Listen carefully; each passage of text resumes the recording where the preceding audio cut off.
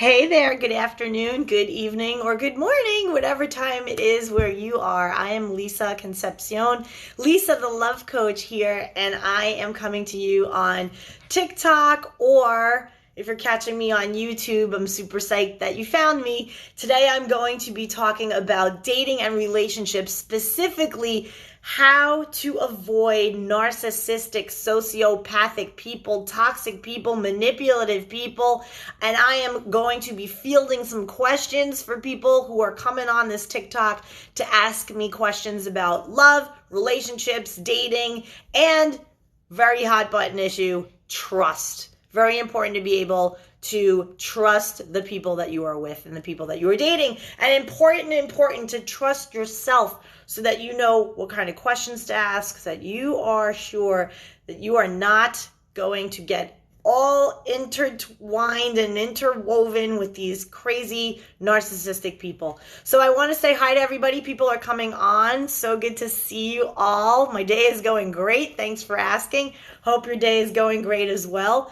So reason why this is such a hot topic is because I, as a life coach and a professional dating and relationship strategist, I often get people coming to me asking about sociopathy, narcissism, toxic, manipulative, abusive relationships, and how to avoid getting in these relationships in the first place. So I'm going to give you a little bit of, some tips and things that you can use if you're, single and you're out there and you want to have a really nice, healthy, good relationship where both people are rooted in respect of self and each other.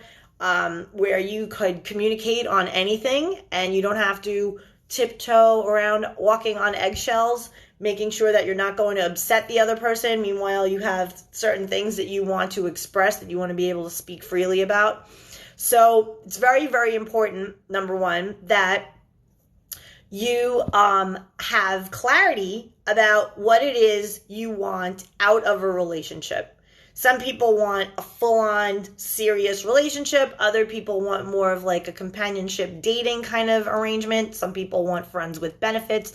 Very, very important to be clear about the season of life that you are in and what kind of relationship works for you, so that when you meet people, you can communicate that openly and honestly, in a way that's respectful but honest for yourself, because you always want to do what's right for you. You shouldn't be convinced of being in a super hardcore serious relationship if you're not ready for that. And if you are ready for that, then you shouldn't settle for someone who just kind of wants to see you whenever they can see you and they're not really treating you as a priority. So, I just wanted to get, that out to you as a message where getting clear about the kind of relationship that you want and that you're ready for is very, very important. And it's always important to be able to communicate that to the potential people that you're dating. So the other thing to get clear on is specifically the person, the type of person who would be a fit for you. What are their values on certain key core issues that you have about the view of the world, things that matter to you. It's really important for you to get clear on what those things are, because oftentimes people fall into these relationships and they're just getting along and they're kind of on the surface and they're just kind of existing with each other, but they're not really clear if the other person shares the same viewpoints on very important core issues. Things such as parenting style, if you have children and they don't have children. Do you want children? What does commitment really look like? Are you exclusive? Are you interested in only being with each other? What are your values about spending time and seeing family? Going on separate vacations or vacations as a group, like all of these different things. And there's other stuff too. It could be political, it could be financial, just different things that are very important and pivotal to how people live in their day-to-day lives. And sometimes people do not see eye to eye on those things. And it ends up being a thing where you get into these relationships and then you don't know where the other person stands on really important issues. And then you find out later and it becomes very contentious. It becomes an issue and a fight. And that you try to change them and have them try to change you. And it's always, it's very tricky when that happens. You don't want to get into something like that. So Another thing that people are often struggling with, and they come to me, is they have a clear idea of the kind of relationship that they want to be in. However, they don't believe that that relationship could exist for them. So they have a lot of doubts. They don't believe that the person that they want to be with exists. So the very idea that you have of a person means that they exist. Like if you can think them up, it means that they exist. So this is where faith comes in. So a lot of the work that I do when I coach people is helping them connect to their faith and understanding that God puts a vision in your mind for the kind of person that you are to be with. And when you reject that as false, or you say there's no way that that could exist for me, you're basically telling God, like, you know nothing, and I'm not even going to believe what you have for me, the blessing of love that you have for me. So what I encourage people to do is to know that if you can think up a person and you can think about how you would want to be in a relationship, it is because that particular relationship exists for you. It's just a matter of you having to get into alignment so that you could manifest, you could make that relationship a reality. And that also holds true for people who are already in a relationship. So if you're in a relationship, but you're not bonding and you're not connected and you're having issues with communication, I help people with that as well. In fact, I did public relations and marketing for 23 years prior to becoming a life coach.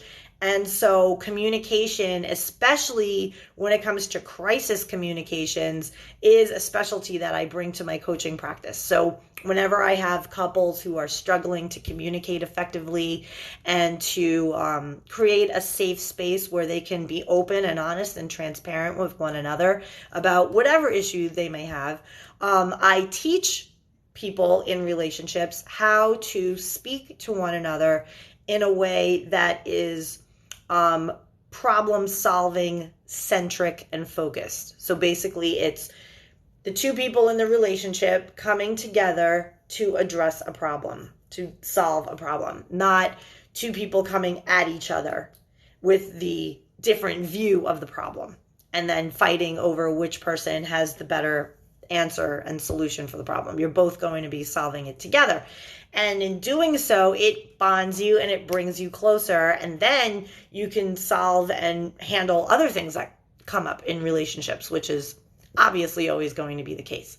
So let's see who we have on here. I love when people come on here and ask me random questions about their love lives. One of the questions that came on the other day was from a woman who wanted to know when men say that they want a woman to be more feminine, what does that mean? So she was hoping that I would be able to get some pointers for her on how to be a more feminine woman, because she is interested in attracting a very strong alpha male type, a guy who's very decisive and does well for himself and takes pride in providing for his tribe, providing a lifestyle. So she wanted to, she does pretty well for herself, and she was very tired of attracting these loser type of men. And she says, I'm tired of it. I want to attract a man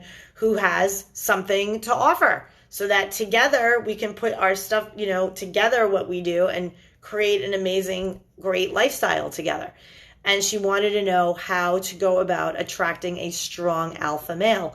So one of the things that I told her, based on the people that I coach and the many conversations that I've had with alpha male types, and that is that they want partners, not projects. Alpha men want a true partner in a woman. They want somebody who is not a project, somebody who has maturity, self-worth, self-esteem, a woman who knows where she is going in life, a woman who has her own financial solvency. Not that she is looking for a man to just, provide for her, and that she's just going to step into this lifestyle that he is going to provide, right? That's more that they're very interested in building something with a woman. Alpha men really are goal focused. They are very clear about the kind of life that they want to live. And they want a woman who can be a partner in that, somebody who's mentally healthy, someone who can really be a grounding force in his life, and someone who can be his peace. A lot of alpha men are very successful. They have a lot of stuff going on professionally, and so they want a woman who is going to be an anchor, somebody who's going to be peaceful, a source of peace for them. So good afternoon. What's the topic of the conversation today? Well, I was just talking about how a woman was asking me how she can become more feminine so that she can attract an alpha male, because she tends to lean a little too masculine, and she ends up getting these, beta males who want like a mother figure, and they don't really have direction or goals, and they're just kind of floating around life. And she wants somebody who is strong and, a man who can be a true partner for her. So that's what I was chatting about before you jumped on. I'm happy you did. And I'm also taking random questions from people who come on and have a question about their own dating and relationship, love life, whatever it is that they want to ask me. I'm open to field any kind of questions that come through. A question that came to today, because I get emails all the time. You can email me also. My business is called LoveQuest Coaching. So it's lovequestcoaching.com. You can email me through there. But a lot of people find me online, and they find my blogs and things that, the content that I put out there. And so they'll find my website, and then through my website, they will reach out to me. And there was this woman who reached out to me, and a guy had broken up with her because he didn't like the way she parents her children.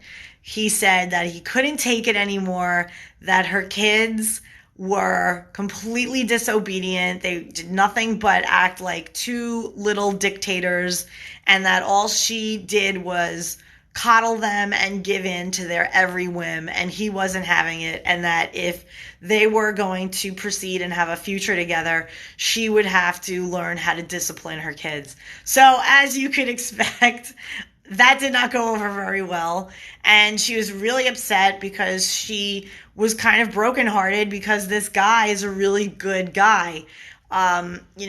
Same values, very good, solid values, good morals, does well for himself, but he just observed for, 8 months, how she parented her kids, and he wasn't impressed by that by any means. So I just thought it was interesting how, people do care about that sort of thing. Like, now more than ever, people are looking at the totality of a person. So if you are a parent and your kids are complete and total brats, and they're disrespectful, and they have no sense of rule and, order in the home, it's going to be a bit of a deal breaker. It could be a big time deal breaker for you.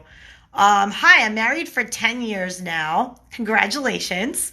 We used to talk a lot, and now we're barely talking or barely being intimate. Oh, okay. So you have a communication breakdown. So you want to get clear on what that's about. Oftentimes, people in relationships, especially once you hit 7 years and beyond, you get very caught up in the routines of life. So you wake up, you go to work, you come back, you watch TV, and before you know it, it's 9:30, 10 o'clock, and you haven't really spoken to each other. You haven't really connected with one another. So I often help couples reconnect through communication. And in doing so, they discover all new things about their partner, and it's as if they're dating them again for the first time. So if that's something that you're interested in learning more about, you can definitely click email me on the profile, on my little profile. There should be an email capability. And we can get together and we can get more information about what's going on in your marriage. Where is the communication falling off? Because if you think about it, in order for people to give themselves sexually to their partner, they have to feel connected and bonded to their partner when their clothes are on.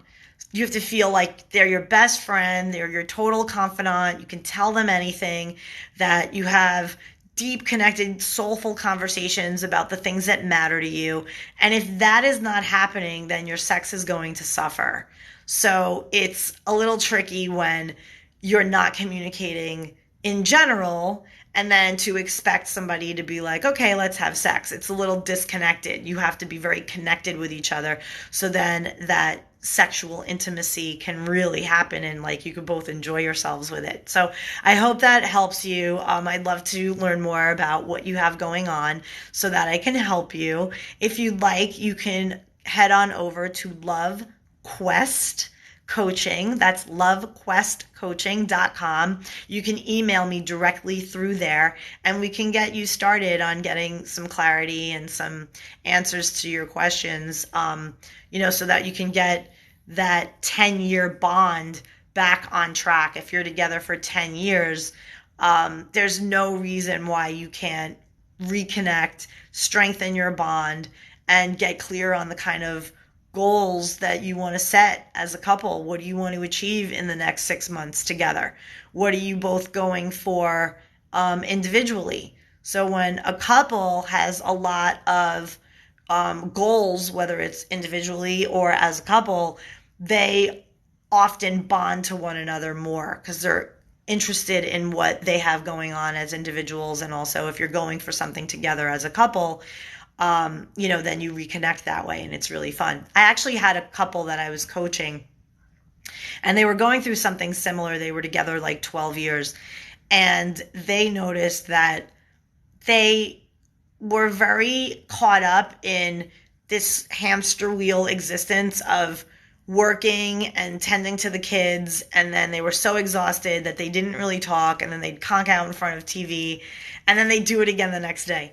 But what ended up happening was he had this desire, this goal to buy property and to become like real estate investor. So what I tasked them of doing was to find somebody who can babysit their children, and so that they can then go together as a couple to a seminar all about real estate and property ownership, and either flipping properties for investment purpose or holding them and renting them out. So whatever, they did that. And then within 6 months, they actually bought their property. But in the time from when we started coaching through those 6 months, their entire dynamic changed because they had this common thing that they were working towards. So they started to talk about it. They got excited about it. They started looking at properties together. They started to dream new dreams together. So sometimes that is just what needs to happen in a relationship to freshen it up. Just get some new dreams, some new goals, some new ambitions, and then work on them together. And then it trickles into, more of a connection together. So I hope that helps you. Let's see, any other questions that are coming on. And thank you so much for asking that. I know it takes courage to just blab out whatever it is that you're going through, but know that you're not alone, right? Good for you that you're committed 10 years. That's a really big deal.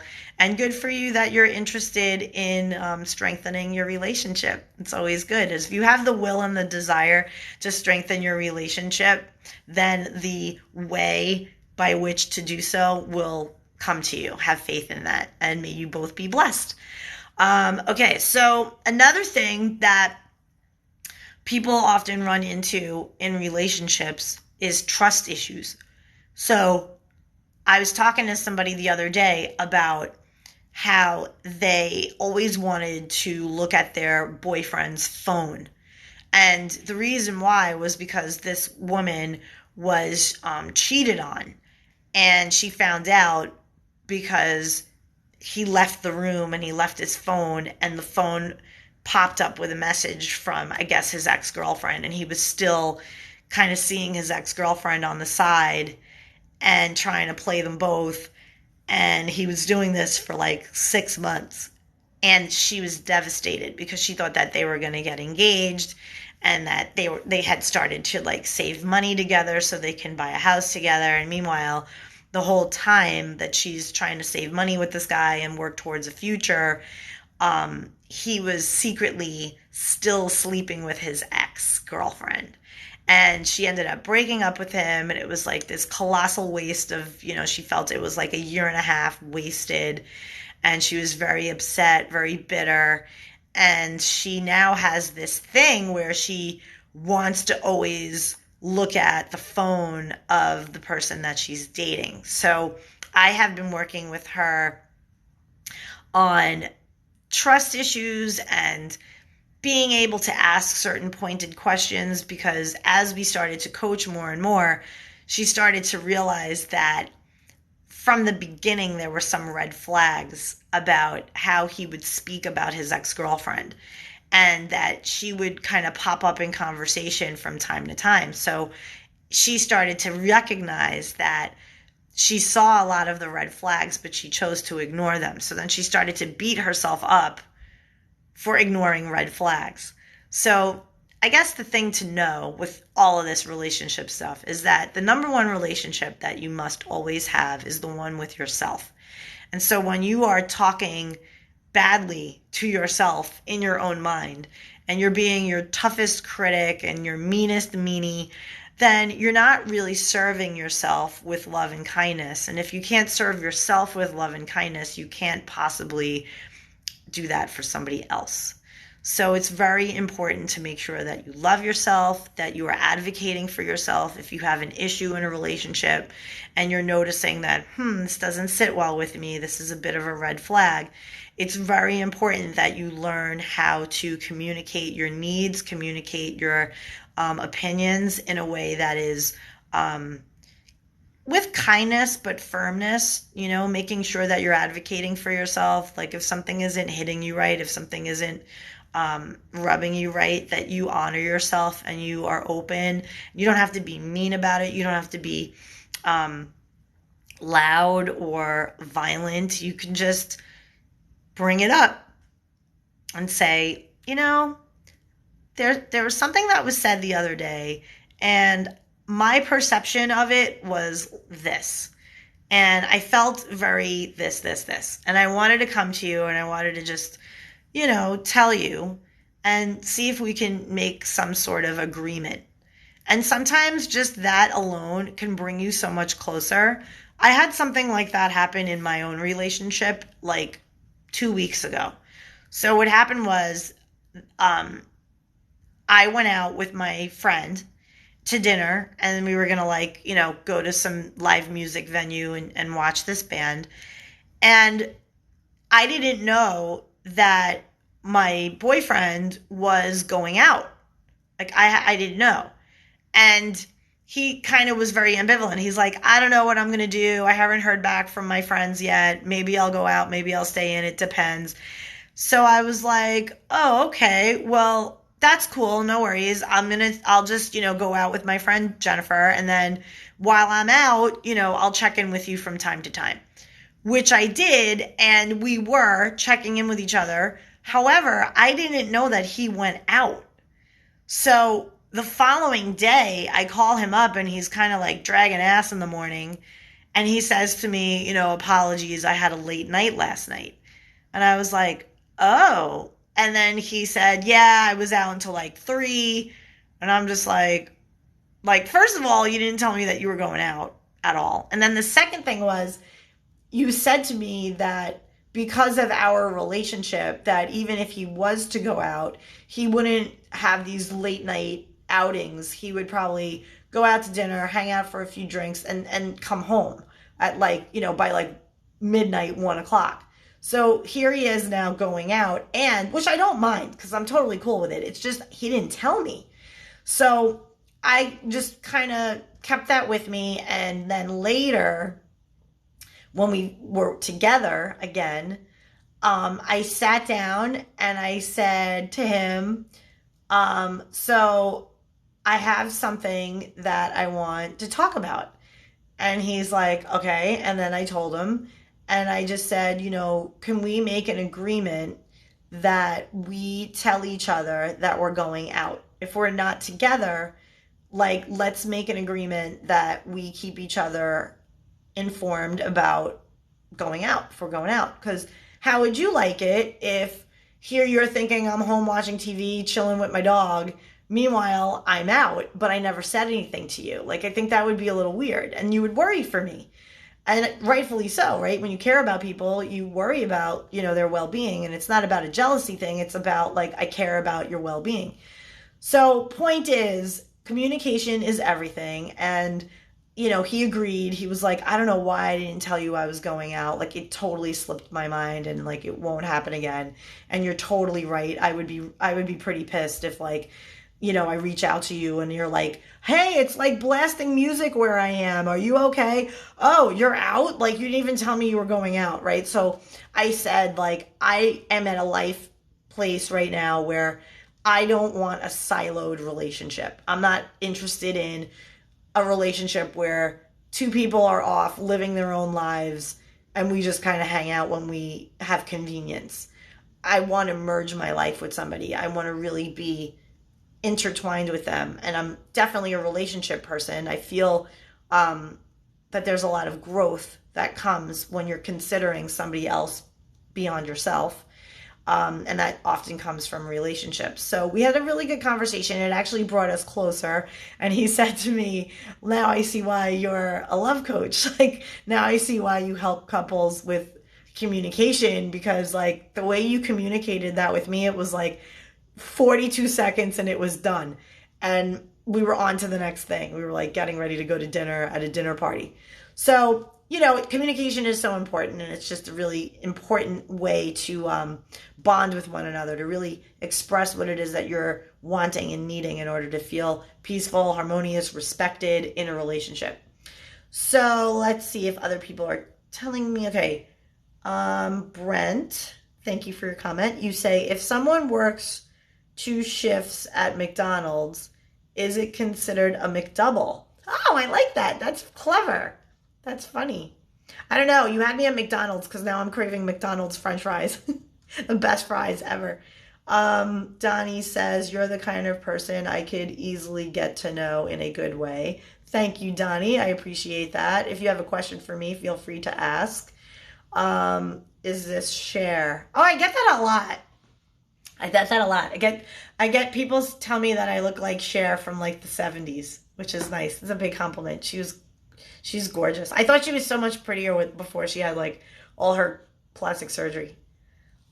So anyway, so I'm hopeful that, this information is helpful to you. If you're finding me on YouTube, be sure to hit the notifications so that you get invited to this party when it comes on. I usually do videos like, every couple of days there's a new video that comes up. I'd say like 3 per week on YouTube. I definitely love to field questions. A lot of people send me viewer mail, so you can go over to LoveQuestCoaching.com. That's LoveQuestCoaching.com, and you can send me a message through there. And sometimes I'll read out the question on the video and answer the questions that come through, which I love to do. Super fun. So thank you so much for TikTok land. I appreciate all of you for coming on. Yes, I do have a YouTube. You can find it under Lisa Concepcion. Just find me there, Lisa the Love Coach. You can just type that in and you'll find me on YouTube. I have over 750 videos there, I think, dating back to 2014. So you get to see all my adventures in Miami when I lived there. A lot of it is about, dating and relationships, divorce, reinventing your life after a hard breakup, getting over breakups, having issues with, toxic relationships, how to get over that. So there's a bunch of content over there so you can help yourself to that. So thank you so much for tuning in, and I'll see you all soon.